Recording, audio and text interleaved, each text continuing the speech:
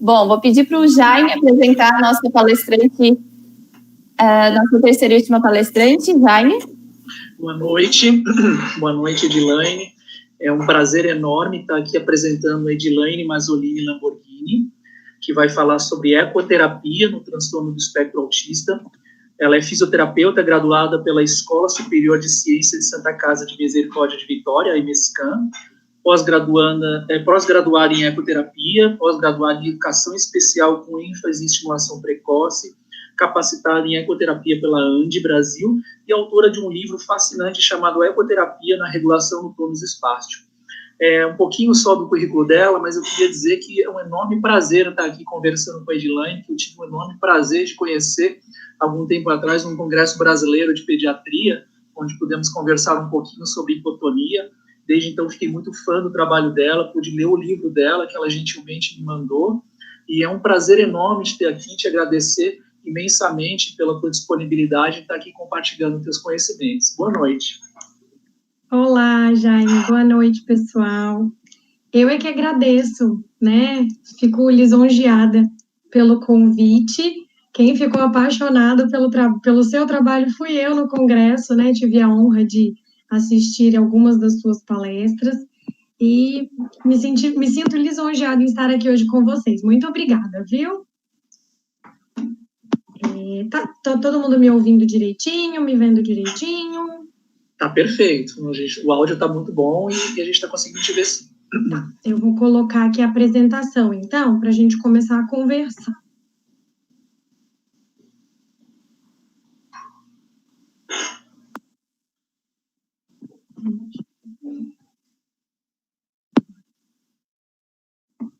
Vocês estão conseguindo ver minha apresentação? Sim, tá espelhando direitinho. Ótimo. Bom, né, acho que o Jaime me apresentou, né? Se alguém tiver alguma dúvida com relação a currículo, capacitação, enfim, pode estar me perguntando depois. Desculpe. O que eu trouxe para vocês hoje é um pouquinho, né, da ecoterapia no TEA. Eu coloquei alguns slides sobre a terapia com cavalos, né, a ecoterapia, alguns slides sobre TEA, e eu vou trazer bastante caso clínico para vocês, né, um pouco da minha vivência nos atendimentos da ecoterapia. Vocês sempre vão ver... Oi. Se tu quiser botar em tela cheia ali a tua apresentação, daí acho que fica melhor. O Ótimo, foi? Isso, ótimo. Obrigada, eu tinha esquecido. Isso, né? Vocês sempre vão ver um slide com alguma raça de cavalo, algum texto sugestivo. Sempre que surgir esse slide, vocês podem ficar à vontade para fazer pergunta ou colocar alguma coisa, tá bom? Para a gente começar, eu coloquei aqui um pouquinho da história da ecoterapia, né? Não vou me apegar muito, me atentar muito a isso, porque a gente não tem tempo, né? Prefiro dar ênfase aos casos clínicos, à vivência. Mas eu gostaria de deixar claro para vocês, né, essa diferença de nomenclatura.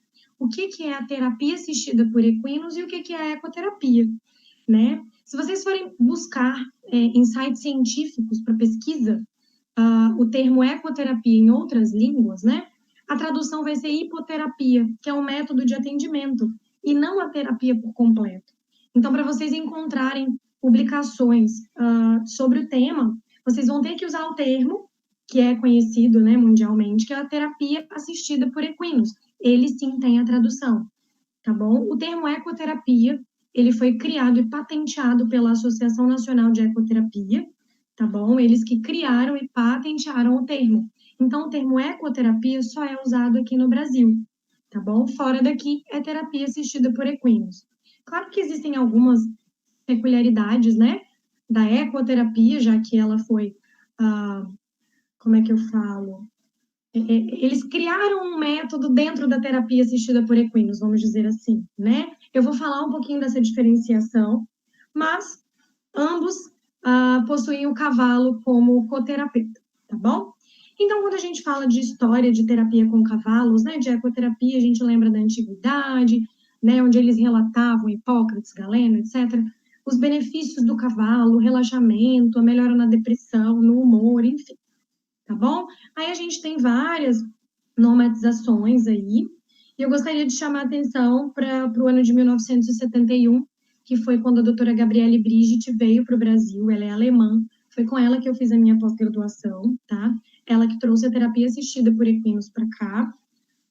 Depois a gente chama um pouquinho de atenção o ano de 1989, que foi a criação da Associação Nacional de Ecoterapia, a inclusão da ecoterapia em 97, né, o reconhecimento pelo Conselho Federal de Medicina, e em 2002 que a gente teve o reconhecimento do COFITO, tá? E agora em 2017 tivemos a fundação da ABRE, que é uma Associação Brasileira de Reabilitação Equestre, onde ela abrange todas as terapias com equinos e não só a ecoterapia, tá bom?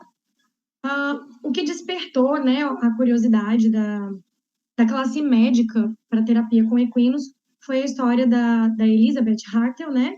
É uma adestradora dinamarquesa, montava desde novinha, e aí ela se viu acometida, né, com sequelas da poliomielite, porém ela escolheu não desistir, ela seguiu competindo, e as pessoas só conseguiam notar a deficiência dela quando ela apiava, quando ela descia do cavalo.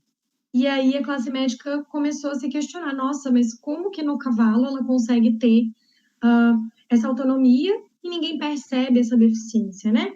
E foi aí que começaram os estudos, né, as buscas sobre a terapia. Quando a gente fala de terapia assistida por equinos ou ecoterapia, nós estamos falando de uma terapia, tá? Então, aqui eu trago uma definição que eu gosto muito para vocês, tá? Onde colocamos que sim, é um método, portanto, existem regras, normas, a gente tem que saber o que fazer e como fazer, não é passeio a cavalo, embora também seja muito prazeroso. É terapêutico, é holístico, nós não olhamos o paciente como, ele não mexe o braço direito.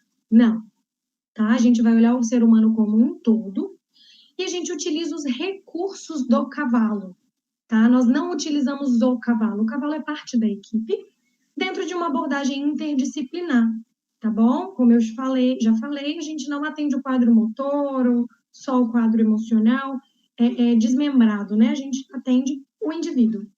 Estando ele montado ou não, não é aula de equitação para o paciente, o praticante, como a gente, né, denomina na ecoterapia, estar montado o tempo inteiro, e eu vou justificar o porquê para vocês, buscando o desenvolvimento biopsicossocial do indivíduo, tá? Eu gostaria de pedir licença aos profissionais que estão assistindo a palestra. Algumas mães de pacientes meus estão participando também, portanto, em alguns momentos eu vou adotar uma linguagem de mais fácil entendimento, tá? Menos técnica, para que elas também possam entender, tá bom? E essa foto eu gosto de usar, porque eu defendo com unhas e dentes que o cavalo é o nosso irmão gêmeo. Então, quando alguém duvida, eu mostro essa imagem. E aí eu não posso deixar de falar um pouquinho do nosso principal colega de trabalho, né? Colega de equipe.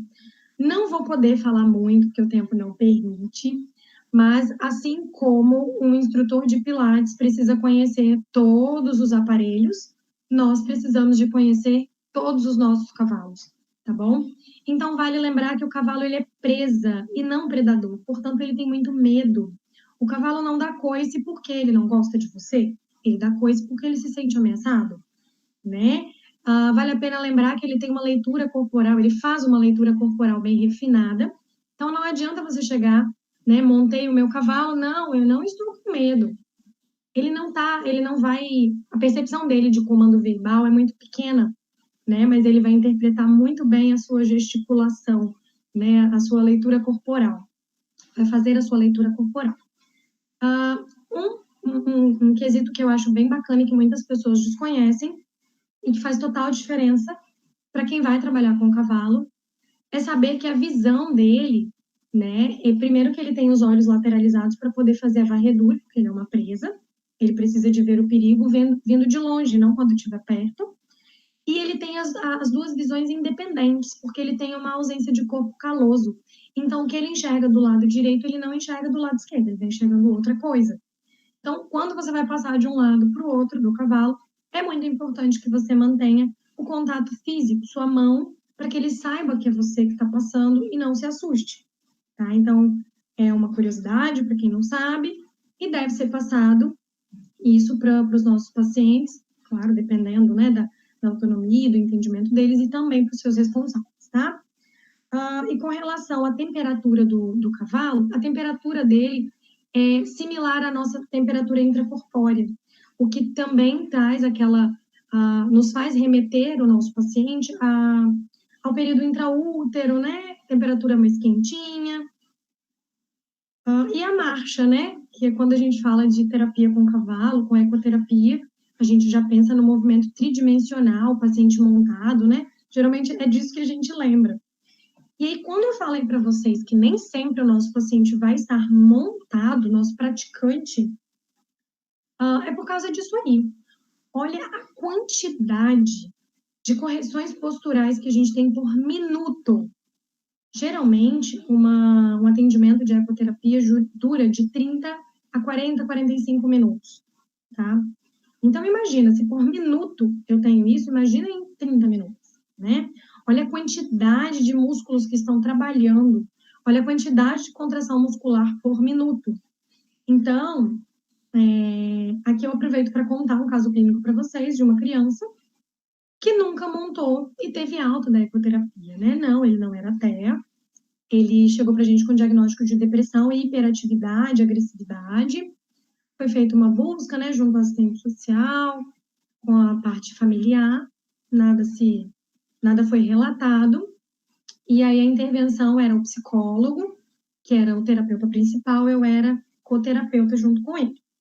E assim, era uma criança muito difícil, ele tinha 9 anos, muito ríspido, fechado, postura de braço cruzado constante, não aceitava nada que a gente propunha.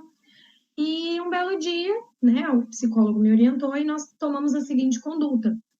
Fulano, nós vamos ali observar o cavalo no piquete, né, que é a hora onde o cavalo fica solto. Se você quiser vir, estaremos lá. E fomos. Ele foi, mudo, postura fechada, e ali a gente continuou a observar os animais. Em determinado momento, os cavalos começaram a brincar e se mordiscar. Nisso, ele deu um pulo da cerca. Tia, os cavalos estão brigando. Eu falei, não, eles estão brincando, eles brincam assim. E aí ele me solta. Nossa, o papai e a mamãe podiam brincar assim ao invés de brigar, né? A partir daí, o psicólogo, né, tomou as rédeas do atendimento. A criança foi muito bem encaminhada. Ele não montou, não quis montar. A abordagem não envolvia o montar, tá? Diante da avaliação do psicólogo. E ele teve alta, graças a Deus, muito melhor, enfim. Então, é só um dos exemplos que eu tenho para vocês de paciente que não montou.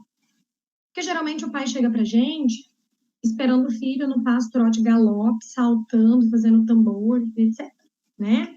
E não é isso. Equitação é equitação, terapia é terapia. Um outro caso clínico que eu trago para vocês nesse slide é de uma autista, 5 anos, gravíssima, né? Bem comprometida. No primeiro mês de atendimento, a gente trabalhou muito a aproximação. Ela não aceitava nem ir na rampa para poder montar. Então, eu trabalhei toda a parte do horsemanship, alimentação, escovação, ambientação, né, dentre outras coisas. Até que, né, no segundo mês, assim, ela aceitou subir a rampa e montar. Porém, o atendimento dela durava 5 minutos montada. Quem estava de fora não entendia, pensava assim, nossa, a Dilane não tá fazendo nada com a menina, né? 5 minutos montada. Eu tentei até forçar um pouquinho mais, né? Tentei levar, ela entrou em surto, tivemos um prejuízo. Moral da história, hoje ela monta por 12 minutos cronometrados. Mais que isso, desorganiza ela completamente. Então, a terapia deixa de ser produtiva. Então, com esse slide, eu quero chamar a atenção de vocês de que cada paciente precisa, sim, ser avaliado individualmente. Não é todo paciente que vai montar, mas nós temos muitos recursos do cavalo para serem usados na terapia, tá bom?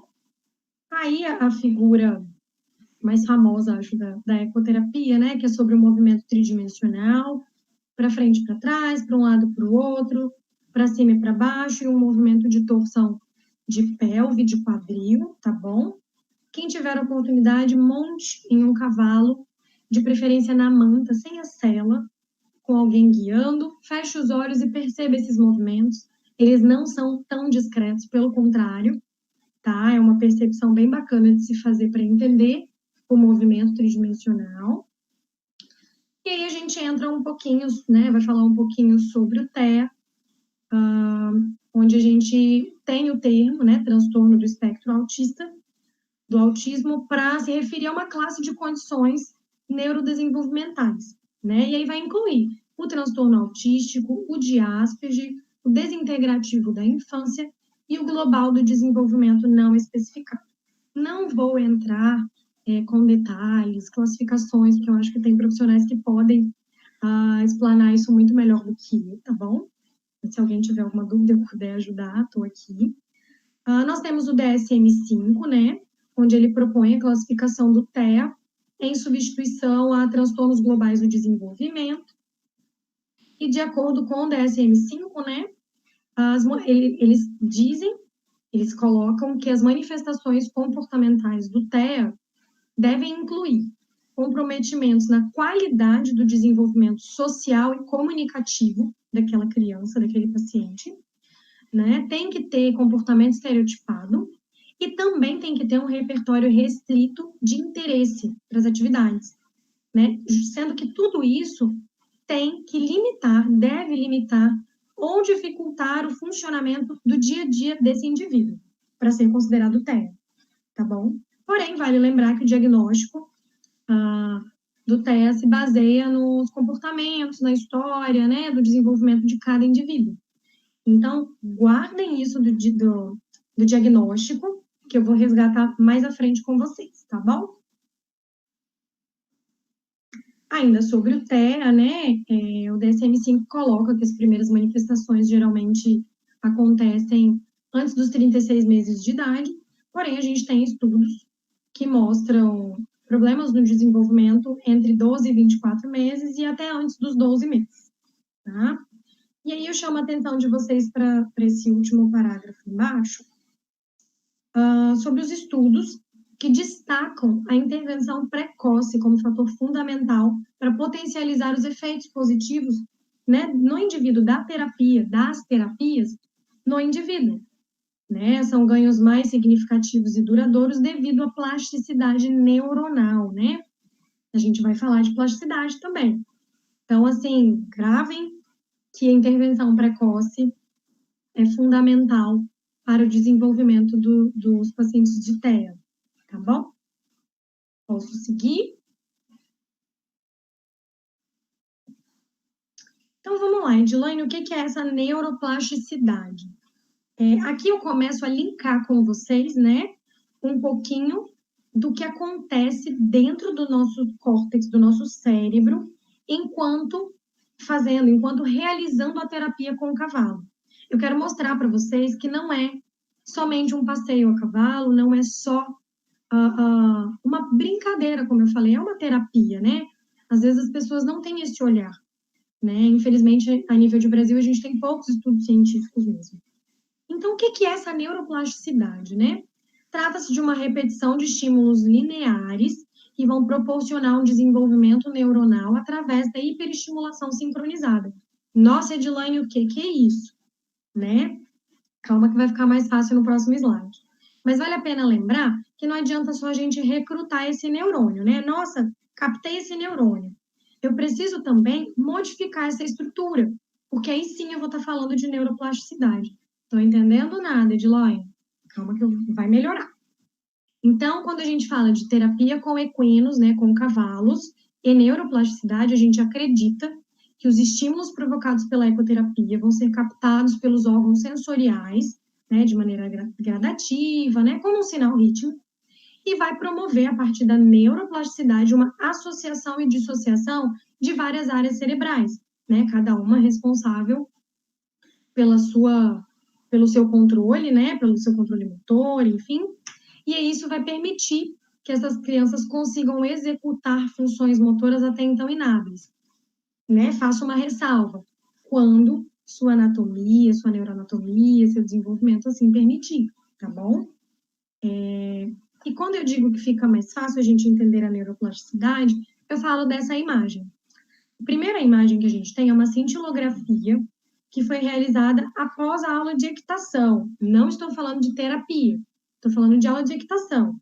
Eu, Edilane, monto desde novinha, faço hipismo, pratico equitação. Então, posso dizer que uma cintilografia realizada em mim após eu ter feito minha aula de equitação, tá? Então, a gente nota um aumento de irrigação cerebral nas áreas de fala, audição, produção de palavras e leitura.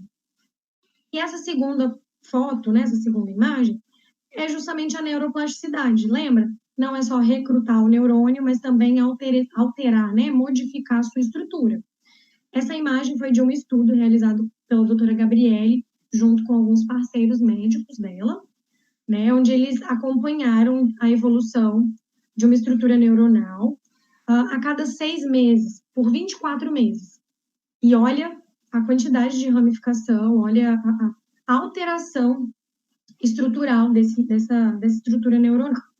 Tá? Então, quando eu falo de neuroplasticidade, eu estou falando disso. Então, eu estou colocando para vocês que a terapia com equinos favorece a neuroplasticidade, tá? E principalmente quando a intervenção é precoce, essa neuroplasticidade, tanto nos pacientes com TEA, quanto em outros pacientes, se faz primordial, tá bom? E aí eu entro com vocês numa parte que eu particularmente gosto muito. Essa tabela é minha, né? Fui eu que criei. Tá no meu livro, que o Dr. Jaime até citou. Até coloquei um slide aqui com foto dele para vocês. E aí eu vou explicar para vocês, com base numa referência bibliográfica. Não tive oportunidade de fazer dosagens e um estudo maior ainda. Por enquanto, fiquei na revisão bibliográfica, com relação aos neurotransmissores. Então, assim, além da neuroplasticidade que acontece durante toda a abordagem da terapia com equinos, e eu não estou falando só de montaria, tá? Vocês vão poder entender um pouquinho melhor agora. A gente consegue entender o que acontece a nível de córtex, a nível de neurotransmissores, tá bom? Além da neuroplasticidade. Então, a gente vai citar alguns neurotransmissores, sua função, e vai correlacionar com a terapia com cavalos, né? Com a ecoterapia. Quando eu falo de noradrenalina, ela está associada, né, à atenção, excitação, e ela estimula a liberação de dopa, né? A noradrenalina, que estimula a liberação de dopa, ela é liberada na suprarrenal. Como que eu estimulo a suprarrenal na ecoterapia? Através da movimentação lombar. Logo, o tamanho do passo do meu animal, se ele antipista, sobrepista ou transpista, vai fazer total diferença, né, para eu controlar. Libera mais dopamina ou libera menos dopamina? O que é a dopamina, né? Ela está associada às funções cognitivas, como memória, regulação de movimentos e comportamento emocional, né? Então, assim, quando eu tenho uma deficiência de dopa no cérebro, os movimentos são mais atrasados, mais letárgicos, menos coordenados. Então, se eu tenho um déficit, uma deficiência de dopa, eu vou utilizar um cavalo, eu vou utilizar o passo de um cavalo que movimente um pouco mais a minha lombar para estimular a minha suprarrenal para a liberação de nora e dopa, ok? Se eu tenho um paciente que tem um excesso de dopa no cérebro, né, isso vai fazer com que ele tenha movimentos desnecessários. Logo, o passo do animal escolhido terá que ser com menos frequência, né? Logo, com menos movimentação lombar e menos liberação de dopa e nora. E aí a gente tem que avaliar se esse paciente tem que montar logo de cara ou a gente tem outras estratégias antes de ele montar. Não é só aquele monte de contração muscular, né? A gente tem muita coisa acontecendo ali dentro do nosso córtex, tá? Então, a gente fala um pouquinho agora da serotonina, que é associada ao controle do humor, né? Da satisfação, enfim. Aqui eu faço uma colocação específica para a espasticidade, porque foi o que foi mais abordado no meu livro, tá? Mas, assim, a gente correlaciona que se o estresse pode alterar o humor e, assim, aumentar a espasticidade, se eu consigo proporcionar uma regulação de serotonina, eu proporciono uma melhora, né, uma redução dessa espasticidade, tá bom? Mas a gente tem que lembrar que a serotonina e o cortisol, para nós estarmos bem, com saúde, eles precisam estar em uma linha de oscilação frequente, tá bom? Então, muita serotonina é ruim, muito cortisol é ruim, tá bom? Então, a gente tem que saber avaliar isso. Por exemplo, o cortisol ele é liberado em condições de sobrevida. Então, o pico de cortisol gera agitação, euforia. Para eu conseguir regular esse cortisol, eu principalmente preciso de liberar mais serotonina, tá? E como que isso acontece, Edilane? Então, quando a gente fala de TEA, de ecoterapia, né, normalização de neurotransmissores, a gente chega na ocitocina, que, né, foi bem dito como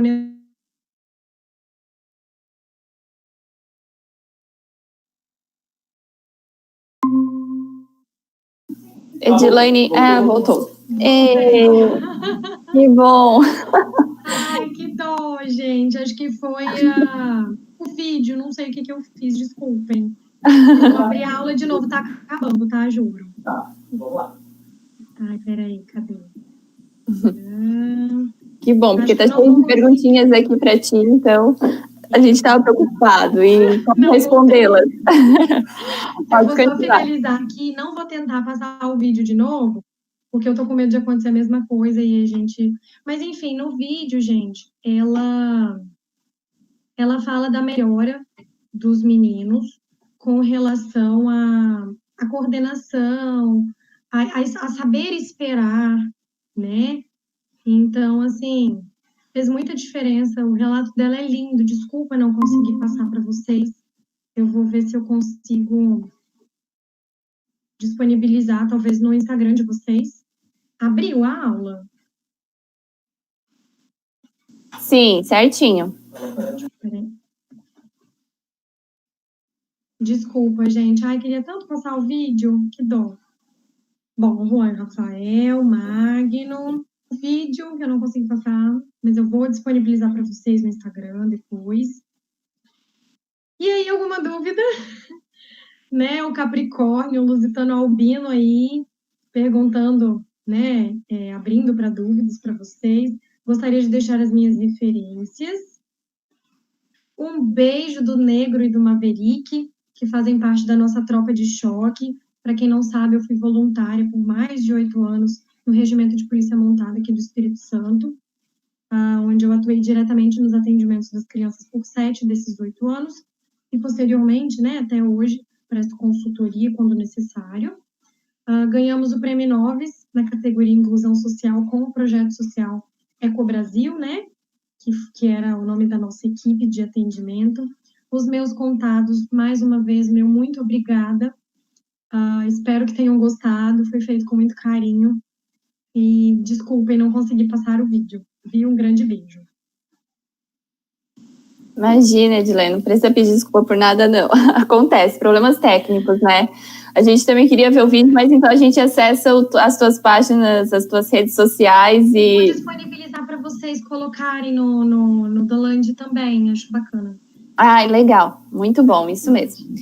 Bom, Edilene, eu particularmente adorei a tua palestra, saber um pouco mais de como funciona essa interação, né, do cavalo com os pacientes, muito, muito legal mesmo. E toda a tua base científica também, né, isso a gente aqui no nosso grupo de pesquisa, como cientistas, a gente sempre se preocupa muito com isso, né, com a fundamentação da questão de toda a neuroplasticidade, toda a conexão, a neurobiologia do autismo, né, e o pessoal, então, que... Esse é o problema, né? Na verdade, quando a gente fala de ecoterapia ou terapia com cavalos, é lindo, sim, é lindo, mas é mais do que lindo, né? Tem repercussão positiva, né? E a gente precisa de começar a se habituar a falar em ciência, sim, na terapia com cavalo. É real isso, né? É científico isso mesmo, né? Não é só uma amizade do animal com a criança mesmo, é real. Bom, Edilene, tem várias perguntinhas aqui, vou fazendo aqui para ti. A Mariane Delfino Silvano, ela perguntou se tem uma idade mínima ou ideal para iniciar a ecoterapia. Então, os estudos são muito poucos, assim, né, que falam desse tema. Geralmente se defende a idade de 3 anos de idade para o atendimento. Por quê? Por conta da disfunção atlantoaxial, né, no pescocinho aqui, ó, base cervical, que geralmente está presente nos bebês hipotônicos, síndrome de Down, por exemplo, mas como medida de segurança se adota 3 anos de idade. Eu já tive paciente de 2 anos de idade, porém com raio-x, né, e cartinha do ortopedista me liberando que estava tudo bonitinho. Olha só que interessante. Que bom que tem esse trabalho conjunto também com os médicos e tudo mais, né? Um trabalho bem responsável mesmo. Tem outra pergunta aqui, Pai Azul escreveu, uau, então ecoterapia não importa o grau de TEA, faz muito bem fazer? Sim, por favor, né, uma coisa assim, que geralmente, é grau severo, né, no caso do Magno, gente, o Magno, foi uma criança que chegou para mim, eu não nego, eu olhei e falei assim, uau, precisamos fazer alguma coisa por esse menino. A mãe dele já estava desenganada, porque ele não conseguia permanecer na escola, ele não conseguia permanecer numa sala para atendimento, que era demais para ele, sabe? E ele é enorme, ele era muito grande. Então, às vezes, os profissionais, sim, ficavam com medo de desencadear um surto e machucá-lo mesmo, tá? Outra coisa que eu esqueci de falar, e vou aproveitar a pergunta do Pai Azul, é a utilização de espelhos durante o atendimento. Eu, Edilane, começo o atendimento com o cavalo e os recursos dele. Se eu vou usar bola, argola, trabalhar motricidade, psicomotricidade, alguma coisa do tipo, é lá na frente. Muitos colegas gostam da utilização do espelho. Eu, Edilane, opinião pessoal, não uso com frequência. Pelo contrário, uso em pouquíssimos casos. Pensem comigo. Um autista, não vou nem considerar, é severo, não vou entrar nisso. Autista. Primeiro que ele vai subir no animal que vai andar. Então, ele está andando, mas ao mesmo tempo ele está parado. Ok. Não bastasse isso, ele está lá no espelho, mas ele também está aqui em cima de um animal que está andando, que, gente, é demais. Então, assim, eu, Edilane, na terapia com cavalos, não utilizo como primeiro recurso o espelho. Pelo contrário. Se for usado, vai ser lá na frente e depois de uma avaliação bem criteriosa. Sim, interessante. Olha só, a Andréa Andrade, ela pergunta se todas as crianças autistas, é semelhante à pergunta do Pai Azul, se elas conseguem fazer esse tratamento. Tu já se deparou com algum paciente que tu não conseguiu ir adiante com a terapia, com a ecoterapia? Sim. Na verdade, a gente começou, além de TEA, ele também era encefalopata, ele teve os 2 diagnósticos, então ele era cadeirante, uma gostosura, diga-se de passagem, apertava pouco ele não, gente. E assim, a gente suspendeu o atendimento, ele estava tendo ganhos na sustentação cervical, muito bom. Porém, eu comecei a notar convulsões, crises de ausência. E aí eu tenho todo um protocolo, eu não, né? A terapia nos dá todo um protocolo para retirada de emergência. Eu retirava ele de forma segura. Então, eu comecei a reduzir o tempo de estímulo para ver se eu me antecipava a essas crises de ausência. Porém, a mãe começou a relatar que em casa ele estava tendo crises mesmo. E aí foi investigado pelo neuro, mandei cartinha também. E ele voltou com o diagnóstico de síndrome de Lennox-Gastaut, que é onde a gente tem muitas convulsões sem controle. Aí sim me contraindicaria o atendimento, porque mesmo que fosse sem ser montado, eu poderia, qualquer estímulo tátil, se fosse muito, poderia desencadear uma convulsão. E aí, ao invés de ganhar, eu perderia com ele. Aí a gente encerrou o atendimento. Olá, boa noite, Edilane. Queria te agradecer mais uma vez, a palestra foi fascinante. Eu estava aqui prestando atenção na sua aula e tem uma curiosidade pessoal minha, assim, a gente vê a sua paixão que você tem pelos cavalos, pelos animais, né? Todo cavalo, ele pode ser usado para fazer terapia, para fazer ecoterapia? Por exemplo, se eu tenho, assim, vontade de doar um cavalo para uma instituição, ele vai poder ser aproveitado ou tem que ser uma espécie de cavalo específica ou um treinamento específico? Excelente pergunta, né? Como eu não falei muito do cavalo em si, eu acabei deixando passar isso. Não existe raça de cavalo para ecoterapia. Posso doar um cavalo? Pode. O cavalo precisa ser um cavalo dócil, de boa índole, então geralmente não se usa um cavalo inteiro, ele tem que ser castrado, por conta de índole mesmo, de, né, você ter um controle da situação. O cavalo tem que ser bem musculado, ter uma anatomia perfeita. Por exemplo, eu não posso ter um cavalo que manca, a grosso modo falando, tá? Que tem um desalinhamento, porque vai ser aquele estímulo que vai enviar aferências para o córtex da minha criança. Então, eu não posso enviar uma aferência errada. Então, o meu cavalo precisa de estar em plena saúde, ao contrário do que falam. Não tem que ser cavalo velho. É aquele cavalo velho que não serve mais para ir. Não, pode ser, talvez para uma aproximação, mas eu preciso de um cavalo bem condicionado, bem musculado, porque isso altera a passada do meu animal. As fotos que eu mostrei para vocês são de um projeto de ecoterapia que eu escrevi em parceria com o Regimento de Polícia Montada e a Secretaria de Justiça do Estado. Aquelas pessoas que estavam me ajudando na terapia eram internos do regime semiaberto, então a cada 3 dias trabalhados comigo, remetia um na pena deles, e eu os capacitei para cuidar dos animais, o manejo equino, e também para me ajudar na terapia. Tá? E aqueles animais das fotos eram animais resgatados pela PRF aqui do estado. Então, assim, não existe raça, tá bom? A gente só precisa de ter um animal em gozo de plena saúde, tá? E saber avaliar a frequência de passo de cada um deles, porque no mínimo a gente precisa de 3 cavalos. Um que antepiste, um que sobrepiste e um que transpiste, né? São o tipo de passada que o cavalo pode me dar, tá bom? Mas fora isso, não tem nada de raça, não. Obrigado. Edilane, então a gente vai finalizar por aqui a tua participação no nosso webinar.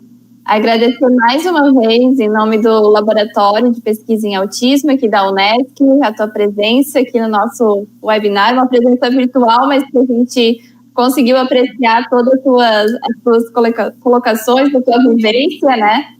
Então, muito, muito obrigada. Espero que você tenha a oportunidade de um dia vir aqui para Criciúma Nossa, com muita honra.